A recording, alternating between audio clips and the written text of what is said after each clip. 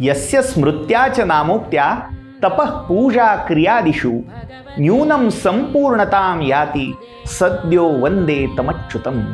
ज्याच्या केवळ नामस्मरणाने आपण केलेल्या कर्मामध्ये, व्रतामध्ये, यज्ञामध्ये काही वैगुण्य राहिलं असेल, काही छिद्र राहिलं असेल, काही उणीव राहिली असेल, तर त्या नामाचं, त्याच्या नामाचं हे महत्त्व आहे की केवळ नामोच्चारणातून न्यूनते परते होऊन जात असतं.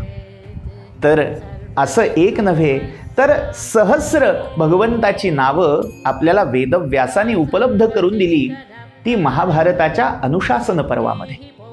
जाणून घेऊया महाभारताच्या या अमूल्य पंचरत्नांपैकी एक विष्णू सहस्रनामाविषयी कीर्तन विश्वच्या अधिक मासानिमित्त आगामी उपक्रमातून.